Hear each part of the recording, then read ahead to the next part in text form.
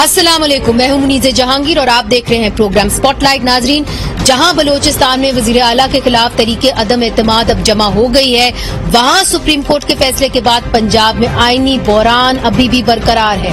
एक तरफ नून लीग कहती है कि इसका असर हमजा शहबाज के इलेक्शन पर नहीं पड़ेगा, दूसरी तरफ तहरीक इंसाफ ने हमजा शहबाज को बतौर वजीर आला से मुस्ताफी होने का जो है मुतालबा कर दिया है। फैसले में ये कहा गया है कि आर्टिकल 63A पार्लिमानी जमात के हकूक का तहफ़्फ़ुज़ करता है, ना कि मुनहरिफ अरकान का। इस फैसले में 2 जजेस ने इख्तिलाफी नोट लिखे, जस्टिस मजहर आलम मियां खेल और जस्टिस जमाल मंदोखेल ने, जिनकी राय थी कि 63A एक मुकम्मल शिक है और आइन ये बताता है कि जो रुकन इनहराफ करेगा उसको किन नताइज का सामना करना पड़ेगा।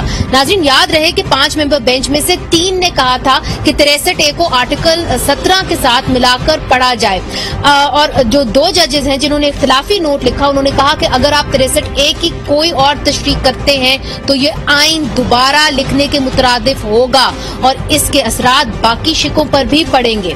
वकला में इस पर 2 राय पाई जाती है और अक्सर वकला ये कहते हुए नजर आ रहे हैं कि इस फैसले के बाद सियासी जमात के सरबराह ने एक मुंतखब डिक्टेटर का रूप इख्तियार कर लिया है और आज के बाद कोई भी रुकन उससे इख्तिलाफ करने की हिम्मत नहीं करेगा। इस वक्त हमारे साथ मौजूद हैं जनाब वसीम सज्जाद साहब, जो माहिर कानून हैं और सदर मुमलिकत, चेयरमैन सेनेट और वजीर कानून भी रह चुके हैं। बहुत बहुत शुक्रिया वसीम साहब। मुझे ये बताइए कि अब इसका फैसला जो है ये इलेक्शन कमीशन ऑफ पाकिस्तान करेगी और उन्होंने इस फैसले की तशरीह करनी है, क्योंकि जो मुनहरिफ अरकान का जो अब केस है वो इलेक्शन कमीशन में है और उन्होंने अपना फैसला सुनाना है पंजाब के हवाले से। तो आपको क्या लगता है कि इलेक्शन कमीशन के लिए बड़ा मुश्किल हो गया है इस फैसले की तशरीह करना? चूंकि आईनी माहिर तो ये कह रहे हैं कि जी ये कॉन्स्टिट्यूशन से हट के उन्होंने बात की है, क्योंकि मुनहरिफ अरकान की पनिशमेंट को कहा हुआ है कि जी वो अपनी रुकनियत खो बैठते हैं, मगर ये नहीं आइन के अंदर कहा हुआ कि उनका जो वोट है वो काउंट नहीं करेगा। मेरे ख्याल में जी ये जो मामला इलेक्शन कमीशन के सामने है ये मुख्तलिफ है उस मामले के जो कि सुप्रीम कोर्ट के सामने था। सुप्रीम कोर्ट के सामने जो सवालात थे वो एक उसमें ये था कि ये जो वोट किया जाता है 63A की इनहिराफ के बाद उसको गिना जाएगा या नहीं गिना जाएगा, और उसके बारे में सुप्रीम कोर्ट ने ये कहा है कि उसको नहीं गिना जाएगा। लेकिन इलेक्शन कमीशन के सामने ये सवाल नहीं है। इलेक्शन कमीशन के सामने ये सवाल है कि जिन अरकान ने इनहिराफ किया है और पार्टी लीडर ने उनको डिक्लेयर कर दिए डिफेक्टर, क्या वो अपनी सीट खो देंगे या नहीं खोएंगे। तो उस सिलसिले में इलेक्शन कमीशन फैसला करेगी।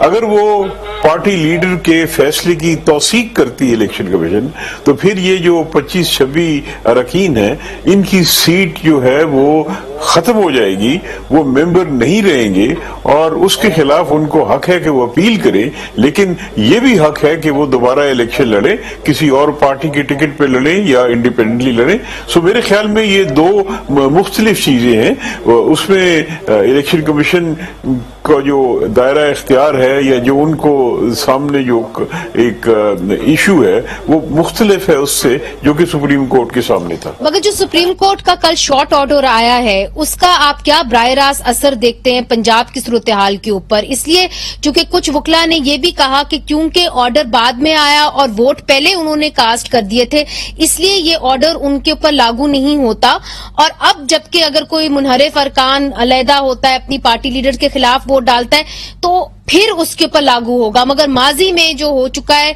उसके ऊपर लागू नहीं होगा। मेरे ख्याल में जी चूंकि ये कानूनी मसला है, यकीनन इस पे इख्तिलाफ राय होगा।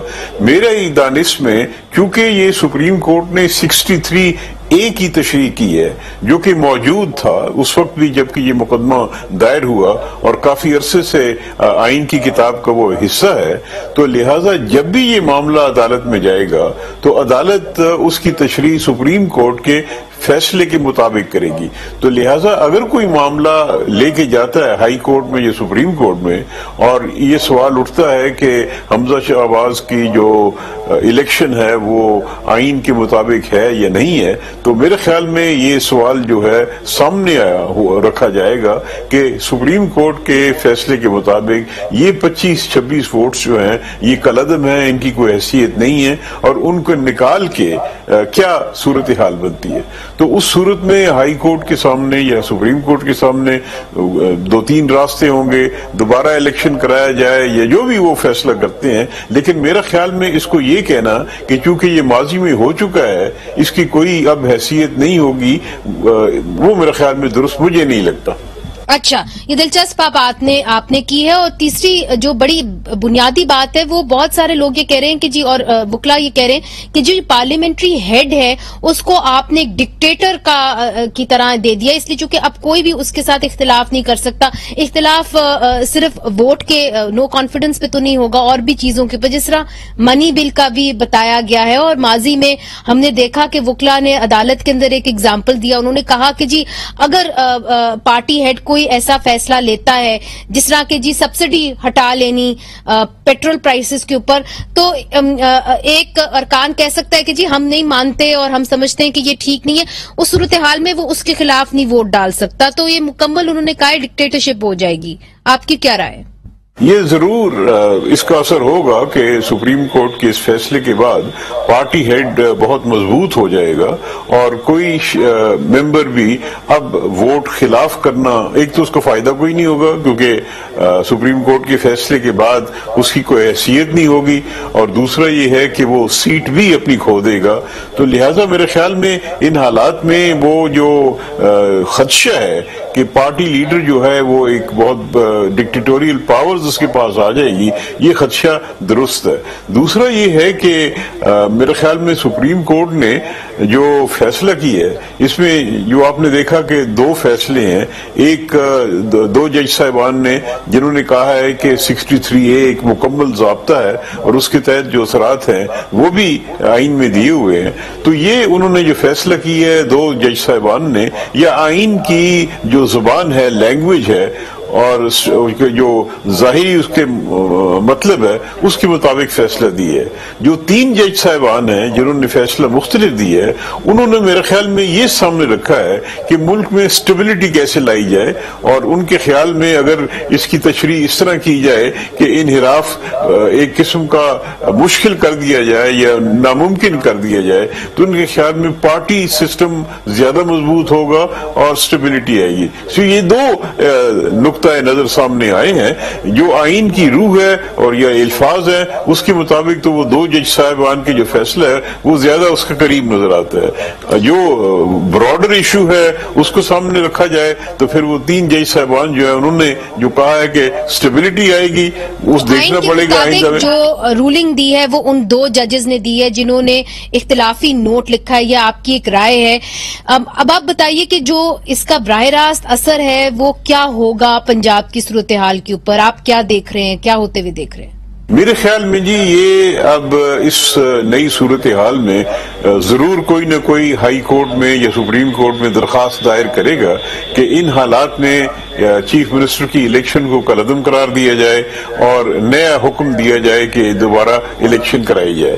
تو جب یہ سوال ہائی کورٹ میں یا سپریم کورٹ میں آئے گا تو پھر یہ جو ابھی فیصلہ آیا ہے اس کی روشنی میں جو جج صاحبان ہیں وہ یقیناً نیا آرڈر کریں گے.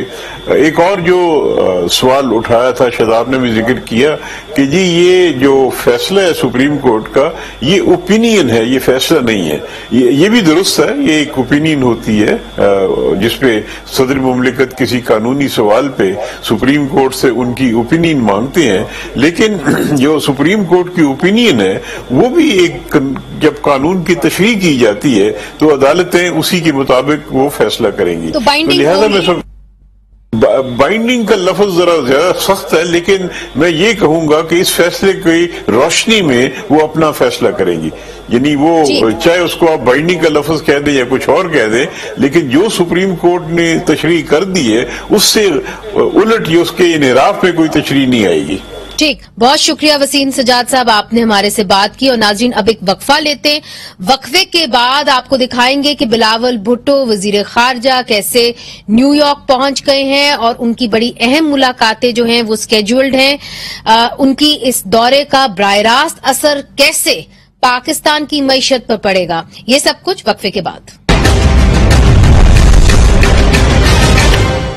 ویلکم بیک ناظرین. بلاول بھٹو بطور وزیر خارجہ امریکہ کے پہلے سرکاری دورے پر نیو یارک پہنچ چکے ہیں، جہاں وہ امریکہ secretary of state Antony Blinken کے ساتھ اہم ملاقات کر رہے ہیں. اس دورے کو بہت اہمیت دی جا رہی ہے. عمران خان کی حکومت میں پاک امریکہ تعلقات تناؤ کا شکار رہے. اگر امریکہ پاکستان کے حق میں بیان دیتا ہے تو اس کا براہ راست اثر IMF کے پروگرام پر پڑ سکتا ہے. چونکہ آج پاکستان نے قطر میں IMF کے ساتھ مذاکرات کا پھر سے آغاز کیا ہے. ان مذاکرات کی کامیابی کی صورت میں پاکستان کو $1 بلین کی قسط جاری ہو سکتی ہے. یعنی وزیر خارجہ بلاول بھٹو زرداری کی امریکہ میں ملاقاتوں کا براہ راست اثر پاکستان کی معیشت پر ہوگا.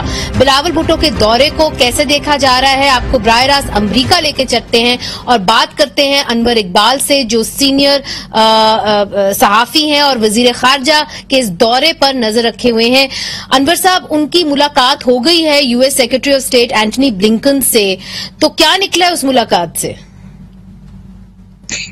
دیکھیں، ملاقات سے پہلے انہوں نے بریف کیا تھا، دونوں نے تھوڑا بریفلی بولے تھے، بلنکن بھی اور بلاول بھی. اور اس میں جیسا کہ کل آپ نے شاید میری رپورٹ میں دیکھا ہو کہ اسٹیٹ ڈپارٹمنٹ نے ایک بیان میں کہا تھا کہ ہم جو مذاکرات ہو رہے ہیں پاکستان اور IMF کے درمیان، اس میں ہم پاکستان کی حمایت کریں گے، پاکستان کو سپورٹ کریں گے. تو آج تقریباً اس سے ملتی جلتی بات انہوں نے آن ریکارڈ کی. سیکرٹری بلنکن نے انہوں نے کہا کہ ہم پاکستان کی معیشت کو مستحکم کرنا چاہتے ہیں. تو میں یہ سمجھتا ہوں کہ اس وقت یہ جو موجودہ امریکی انتظامیہ ہے وہ اس بات کو سمجھتی ہے کہ پاکستان کو کس قسم کی شدید معاشی مشکلات کا سامنا ہے، اور وہ اس مشکل مرحلے پہ پاکستان کے ساتھ تعاون کرنا چاہتی ہے. آپ کا یہ کہنا ہے کہ اس وقت جو براہ راست اثر ہے اس میٹنگ کا وہ IMF کے پروگرام پہ پڑ سکتا ہے؟ بالکل پڑ سکتا ہے، میرا خیال ہے پڑے گا. میرا خیال ہے کہ اگر ہم نے کوئی دوبارہ اچانک جو ہم سمر سالٹ کھاتے ہیں اور پھر جا کے کوئی اسلام آباد جا کے اپنا اسٹیٹس چینج نہیں کر لیا، تو میں سمجھتا ہوں کہ ہم اس وقت جو فوری طور پہ ہمیں ضرورت ہے ایک ریسکیو پیکج کی، وہ ہمیں مل جائے گا. اور جو یوکرین کے اوپر پاکستان نے ایک پوزیشن لی ہوئی تھی اور ووٹ جو ہے وہ روسیوں کے خلاف نہیں ڈالا تھا اقوام متحدہ میں، اس کا کوئی اثر ہوگا اس ملاقات کے اوپر؟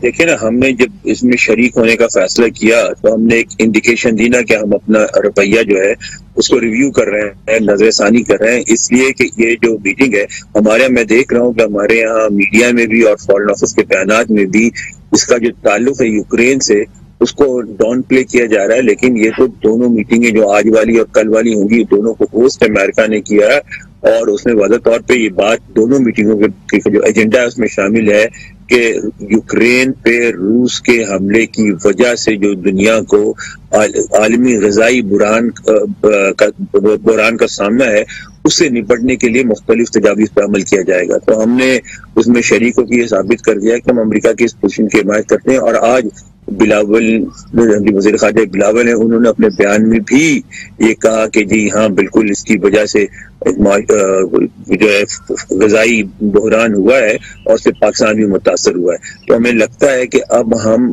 یہ تو نہیں کریں گے کہ روس کے خلاف ووٹ دے دیں، لیکن لگتا ہے کہ اب ہم روس کی حمایت نہیں کریں گے. اور بلاول بھٹو زرداری کا یہ پہلا دورہ ہوگا، آفیشیل دورہ بطور وزیر خارجہ. تو اس دورے کو کیسا دیکھا جا رہا ہے؟ اس لیے چونکہ ظاہر ہے وہ ایک بڑے پروگرام کے اندر آئے ہیں اقوام متحدہ کے، تو ان کے اس جو دورہ ہے اسے کیا ایکسپیکٹڈ ہے، خاص طور پہ جو باہمی تعلقات ہیں امریکہ اور پاکستان کے درمیان؟ دیکھیں، امریکہ میں ایک احساس پایا جاتا ہے کہ پچھلی حکومت جو ہے کم از کم روس کے حوالے سے کھلم کھلا امریکی موقف کی مخالفت کر رہی تھی. اور آپ نے دیکھا کہ تقریباً 1.5-2 سال ہو گئے ان کو آئے ہوئے. موجودہ امریکی صدر ہیں، انہوں نے ہمارے وزیر اعظم کال بھی نہیں کی، اور بڑے پیمانے پر آپ کا چھوٹے پیمانے پر روابط تھے دونوں ملکوں میں، نہیں کیا. تو اس کے بعد آپ دیکھیں گے رویے میں دونوں طرف تبدیلی آپ کو نظر آتی ہے. تو لگتا یہ ہے کہ امریکہ اس حکومت سے اگر یہ حکومت چاہے گی تو اس سے تعاون کرتا رہے گا. اور میں یہ سمجھتا ہوں کہ جو پہلا ان کا اس طرح کے بین الاقوامی ان کا کسی ایک بڑے ایونٹ میں پارٹیسپیشن ہے، اس سے پہلے جو انہوں نے بریف کیا اس پہ لوگوں کی بڑی نظر تھی، اور میرا خیال ہے انہوں نے بلاول بھٹو زرداری نے یہ بات ثابت کی کہ وہ پڑھے لکھے نوجوان آدمی ہے، بریف بولے اور لیکن اچھا بولے، ٹو دا پوائنٹ بولے، مسٹیکس کوئی نہیں کی. تو کیونکہ عموماً یہ ہوتا ہے کہ ادھر یو اوور اسپیک اور انڈر اسپیک، اور دونوں خطرناک چیزیں ہوتی ہیں، لیکن وہ نہیں، انہوں نے اتنے ہی کہا جتنا ان کو کہنا چاہیے. بڑا میجرڈ ورڈز تھے ان کے. انور صاحب یہ بتائیے، افغانستان دی ایلیفنٹ ان دا روم، اس کے بارے میں کوئی بات چیت ہوگی اور پاکستان سے کیا توقع کی جا رہی ہے افغانستان کے حوالے سے؟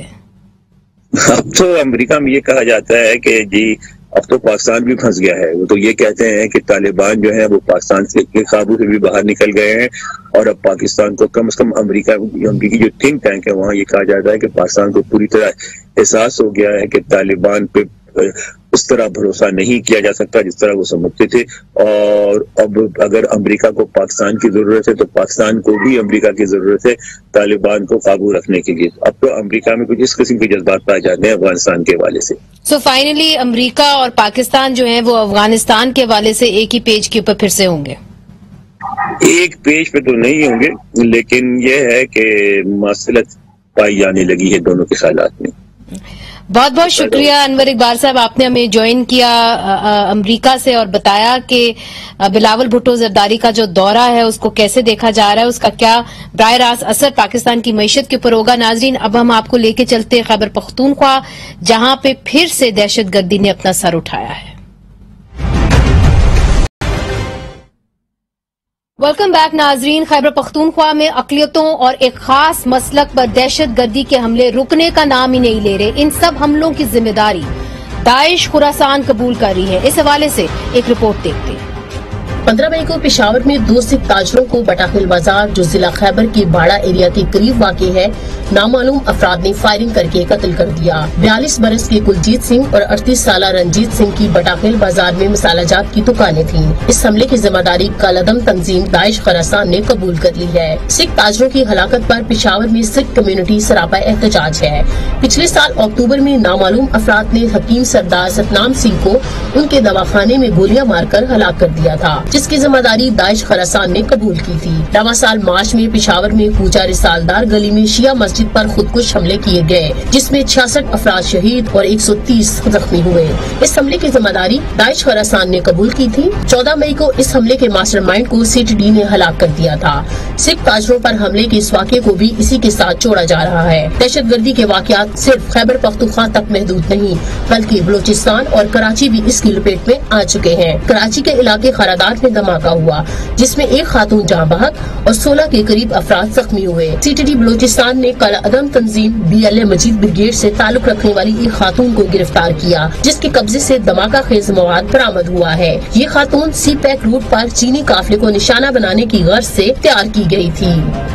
ناظرین، خیبر پختونخوا میں سکھ کمیونٹی اور اقلیتوں کو نشانہ کیوں بنایا جا رہا ہے؟ داعش کا کیا وجود ہے؟ پہلے ہم بات کریں گے بیرسٹر محمد علی سیف سے جو خیبر پختونخوا حکومت کے ترجمان ہیں. اس کے بعد محمد عامر رانا پاک انسٹیٹیوٹ فار پیس اسٹڈیز کے ڈائریکٹر ہیں، اور رنجیت سنگھ سے جو خیبر پختونخوا اسمبلی میں JUIFA کے MPAs ہیں.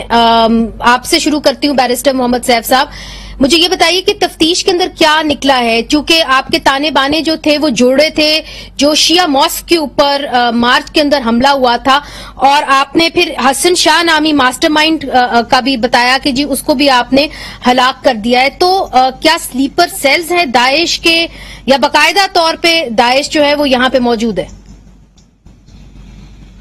دیکھیں جی، داعش یا اس کو آپ کوئی بھی اسلامک اسٹیٹ نام دیں، داعش کہیں، جو بھی آپ کہیں، یہ ٹیررسٹ گروپس یہاں پر آپریٹ کر رہے ہیں. اکا دکا واقعات ان کی طرف سے ہوتے رہتے ہیں، اور زیادہ تر جو واقعات کا پیٹرن ہے وہ ٹارگٹ کلنگ ہے. مطلب کوئی آتا ہے کسی چوک پہ یا کسی دکان میں بیٹھے ہوئے کسی شخص کو گولیاں مار کے چلا جاتا ہے.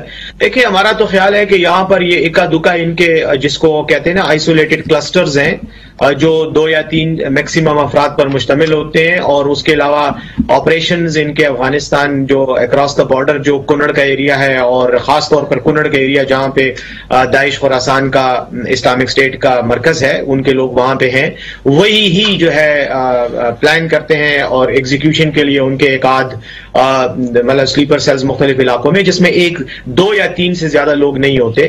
ہمارا اندازہ ہے کہ شاید یہ جو کوچہ رسالدار کا جو ماسٹر مائنڈ یا جو ذمہ دار لوگ تھے جن کے خلاف آپریشن ہوا، جس میں ایک دہشت گرد جو ہے وہ مارا گیا، یہ اس کی ریٹیلیشن میں اس کے طور پر ایک انتقامی کارروائی تھی، جس میں ان 2 بے گناہ لوگوں کو ٹارگٹ کیا گیا۔ اور آپ نے ابھی تک کسی کو اس حوالے سے حراست میں لیے؟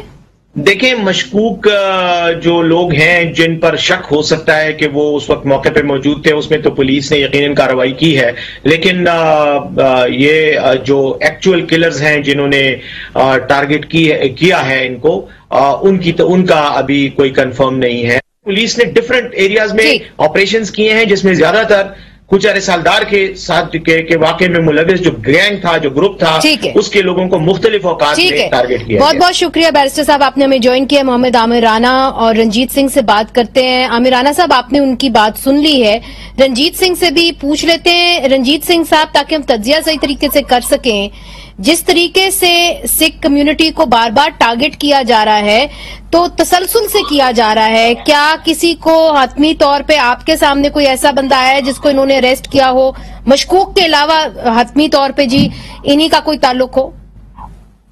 بہت شکریہ آپ کا۔ دیکھیں جی، میں پہلی بات یہ کرنا چاہوں گا کہ بیرسٹر صاحب نے بھی جو بات کی، تو انہوں نے کہا کہ چند روز پہلے، یہ کل پرسوں کا واقعہ ہے۔ میں یہ کہنا چاہ رہا ہوں کہ آج سے پہلے ہمارے لیے تو ہم تو پچھلے زخم بھی نہیں بھولے ہیں۔ ابھی چند ماہ پہلے سردار ستنام سنگھ کو قتل کیا گیا، اسی طرح ٹارگٹ کلنگ کا واقعہ تھا۔ اس سے پہلے اگر ہم بہت تھوڑا سا پیچھے چلے گئے تو ہمارے یہاں ہماری سکھ کمیونٹی کی ایک شان تھی، ہمارے پاس سردار چرنجیت سنگھ، ان کو دکان پہ بیٹھے ہوئے بھی ٹارگٹ میں کلنگ کیا گیا۔ لیکن میں یہ جاننا چاہتا ہوں کہ ابھی تک صوبائی حکومت نے ان چیزوں سے سیکھا کیا؟ ان کو وہ یہ جانتے ہوئے بھی کہ اس وقت یہ تمام واقعات، چاہے وہ ولیم سراج صاحب کا ہو یا ہماری سکھ کمیونٹی میں سے جن لوگوں کو ٹارگٹ کیا گیا ہے، اس سے صوبائی حکومت نے کیا سیکھا، کیا اقدامات کیے، کیا انہوں نے پلان کیا؟ ابھی آیا آج ان 2 سرداروں کے جانے کے بعد آگے کیا ہونے والا ہے، ہم اس وقت بھی چلیں یہ تو وہی بتا سکیں گے، مگر ایسا لگ رہا ہے کہ ابھی جو ہے حتمی طور پہ مشکوک لوگوں کو پکڑا گیا۔ عامر رانا صاحب، آپ نے بھی بات سنی ہوگی بیرسٹر صاحب کی، مگر یہ بتاتے نہیں ہے کہ ایگزیکٹلی کن کو پکڑا گیا ہے۔ وہ بھی ان کی بات سمجھ سکتے ہیں، مگر ان کا جو کہنا ہے وہ یہ ہے کہ جی کچھ لوگ روپوش ہو جاتے ہیں سابق قبائلی علاقوں کے اندر، تو روپوش ہو جانا، اور پھر ان کا یہ کہنا کہ جی جو لفظ انہوں نے استعمال کیا آئسولیٹڈ کلسٹر، اور کنار کے اندر وہ کہتے ہیں کنڑ پروونس کے اندر افغانستان کے اندر ان کو اس طریقے سے ٹرین کیا جا رہا ہے۔ تو what do you make of this? دیکھیے، یہ ساری اسٹیریوٹائپ کی انفارمیشن ہے جو آپ روز اخبار میں اور ٹی وی کے اوپر آپ سنتے ہیں، لیکن پشاور اس کے گرد و نواح کے اندر یہ حملے کوئی نئی بات نہیں ہے، اور مختلف اوقات کے اندر مختلف گروہ اس کو کلیم کرتے رہے۔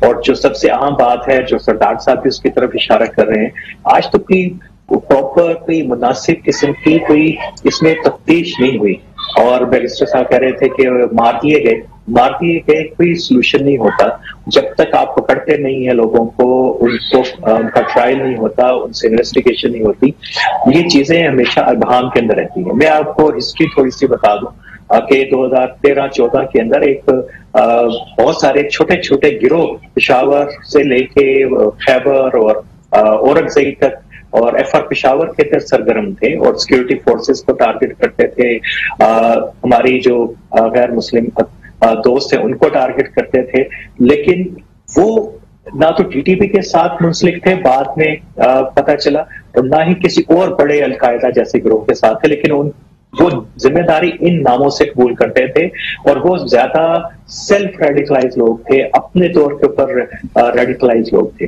ابھی یہ جو حملے ہو رہے ہیں یہ صرف جو ہیں مذہبی ہمارے دوستوں کے اوپر نہیں ہو رہے، بلکہ پولیس کو بھی مسلسل ٹارگٹ کیا جا رہا ہے، اور اس کا پیٹرن وہی ہے جو पहले से चलता रहा है, और अभी जो नाम इस्तेमाल किया जा रहा है वो दाइश का इस्तेमाल किया जा रहा है। इसमें कोई शक नहीं है कि दाइश के यहाँ पे सेल हैं, और उन्होंने कुछ हमलों की बड़े वाज़ेह शाहिद हैं कि दाइश ने ही किए, और उसमें तालिबान के जो लोग पेशावर और उसके गिरदनवा में थे उनको भी उन्होंने टारगेट किया, और जाहिर है कि जो शिया मॉस्क है उसका टारगेट भी उन्होंने किया। उसके अपने स्ट्रेटेजिक अहदाफ है, लेकिन हर चीज को ही उसमें डाल देना कि ये दाइश ने किया और बगैर किसी तहकीक के महज उनके दावे के ऊपर, ये रवैया ठीक नहीं है। ये तफ्तीश को हतमी नताइज मरतब करने को और इस सिलसिले को टारगेट किलिंग के रोकने के लिए मुनासिब रवैया नहीं है। इसके बाकी दिगर इस बात के ऊपर भी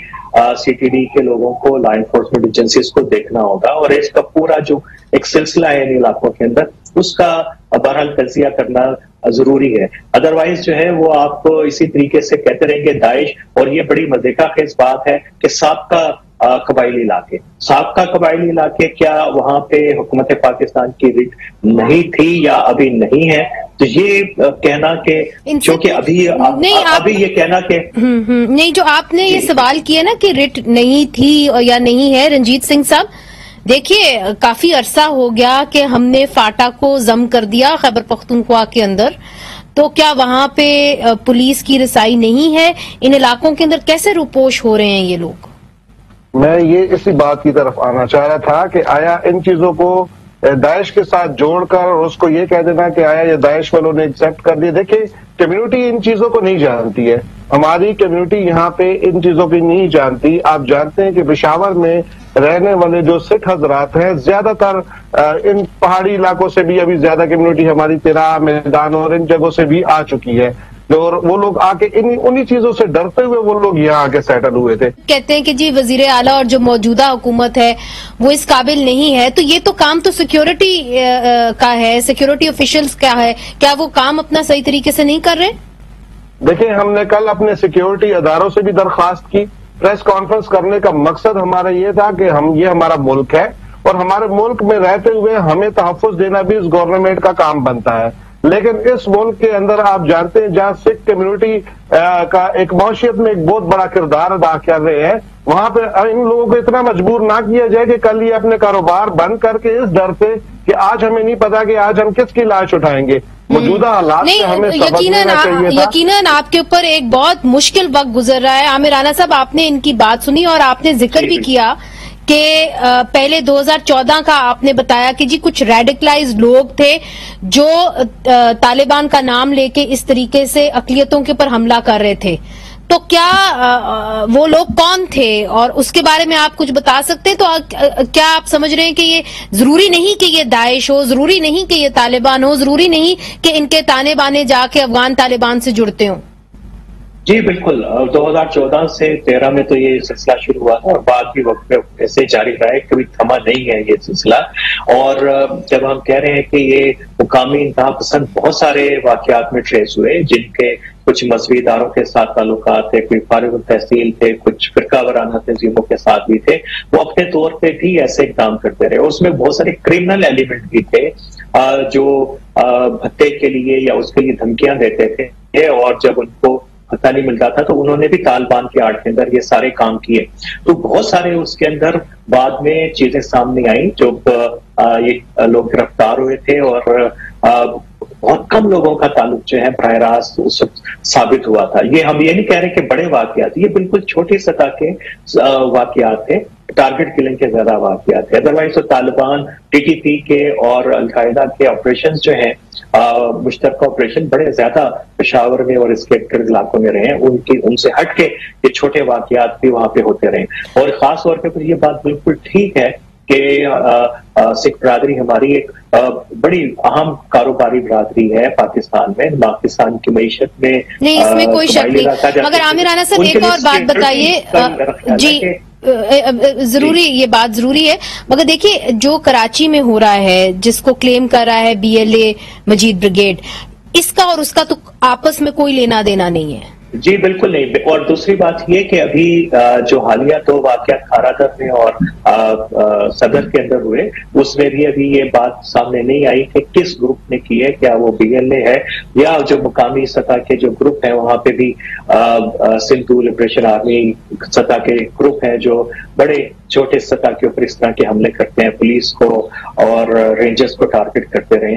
तो ये पूरी सूरत हाल जो है, खा वो कराची है, बलूचिस्तान है, क्या KP है, मेरा ख्याल है कि एक मरतबा फिर दोबारा एक कम्प्रिहेंसिव रिव्यू सिक्योरिटी का जरूरी है और चीजों को दोबारा मजबूत करने की जरूरत है, जैसे नेशनल एक्शन प्लान में किया गया था। और शायद जिस तरह आपने कहा कि तफ्तीश करना बहुत जरूरी है, ये कह देना काफी नहीं कि जी इन्होंने किया है। You have to do your own investigation, बजाय कि आप बिलीव करें कि जी इन्होंने कबूल किया है, उन्होंने कबूल किया। ये बात आपकी बड़ी दुरुस्त है। आखिरी बात रंजीत सिंह साहब जी, आखिरी बात रंजीत सिंह साहब कर दीजिएगा, मुतालबा क्या है हुकूमत से, फिलफौर उनको क्या करना चाहिए बताइएगा।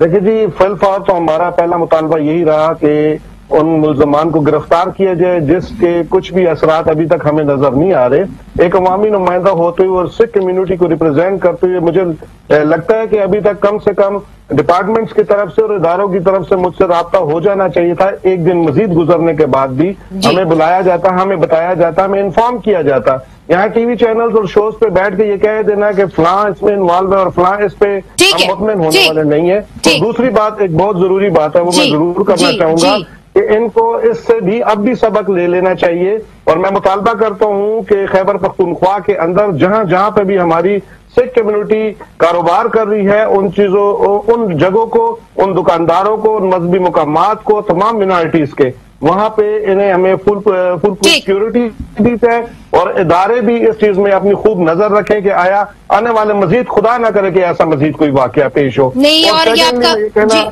सेकेंडली मैं ये जरूर कहना चाहूंगा कि इन 2 सिखों में से ये निहायत गरीब सिख थे, इनको शहीद पैकेज दिया जाए। शहीद पैकेज का मतलब शहीद पैकेज होना चाहिए, जब ना ये मुल्जमान गिरफ्तार कर सकते हैं और ना ये उन्हें शहीद पैकेज दे सकते हैं। रंजीत सिंह साहब, आपने पहले भी ये मुतालबा किया था जब टारगेट किलिंग का शिकार हुई थी सिख बरादरी, आप फिर ये मुतालबा कर रहे हैं। मोहम्मद आमिर राना साहब, आपका भी बहुत बहुत शुक्रिया। आपने ये कहा कि ये काफी नहीं है कि ये कह देना कि जी दाइश ने जिम्मेदारी कबूल कर दी है, तो यकीनन ये दाइश नहीं किया होगा। जो इदारे हैं उनको अपनी तफ्तीश करनी चाहिए और कॉम्प्रिहेंसिव तफ्तीश करनी चाहिए और फिर नतीजे पे पहुंचना चाहिए कि किसने ये वारदात की है। नहीं तो फिर हम सिर्फ टीवी चैनल्स तक ही अपने बयानात रखेंगे। सैफ साहब ने भी हमें ज्वाइन किया था, उम्मीद करते हैं कि वो बाकी सबके साथ मिल के जो है बैठ के, अगर टीवी शो पे नहीं बैठते जिस तरह नहीं बैठे, मगर मिल के उनको कम अज कम एक हल निकालना चाहिए। मुनीज़ जहांगीर को आज के लिए इजाजत दीजिए, खुदा हाफिज।